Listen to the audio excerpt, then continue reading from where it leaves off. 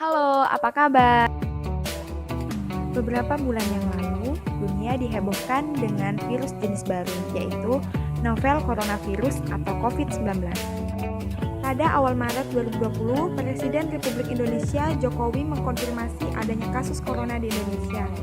12 Agustus 2020, data terkonfirmasi positif 130.718, sembuh 85.798, dan meninggal 5.903 menurut Kemenkes Republik Indonesia 2020. Apa itu virus corona? Menurut WHO, coronavirus atau COVID-19 adalah keluarga besar virus yang menyebabkan penyakit mulai dari flu biasa hingga penyakit yang lebih parah seperti menyerang sindrom pernafasan atau MERS-CoV dan sindrom pernafasan akut atau SARS-CoV. Virus corona tergolong zoonotik, yang artinya dapat menular dari hewan vertebrata ke manusia ataupun sebaliknya. Bagaimana gejala penyakit COVID-19? Gejala dapat muncul dalam waktu 1 hingga 14 hari setelah terpapar virus. Menurut WHO, gejala paling umum adalah demam, lelah, sesak nafas, dan batuk. Beberapa pasien mungkin mengalami keluhan nyeri, hidung tersumbat, berlendir, nyeri tenggorokan, dan diare. Gejala tersebut muncul secara bertahap. Sebagian orang bisa saja terinfeksi tanpa mengeluhkan gejala apapun. Bagaimana penularan COVID-19?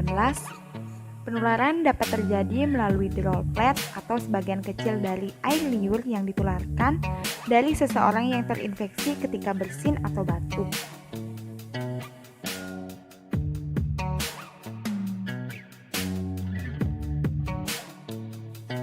Sekitar 1-6 orang yang terdiagnosis COVID-19 dapat mengalami sakit parah dan kesulitan bernafas.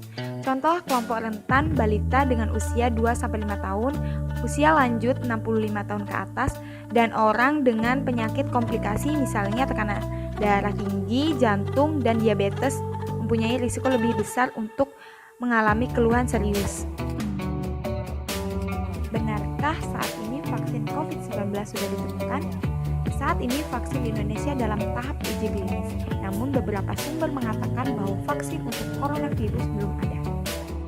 Apakah benar vitamin C dapat mencegah COVID-19? Jawabannya adalah tidak, karena vitamin C adalah vitamin yang larut dalam air. Vitamin C terkenal karena peran dalam sintesis kolagen dalam jaringan ikat dan bertindak sebagai antioksidan. Vitamin C mendukung fungsi kekebalan tubuh dalam melindungi tubuh terhadap infeksi yang disebabkan oleh COVID-19.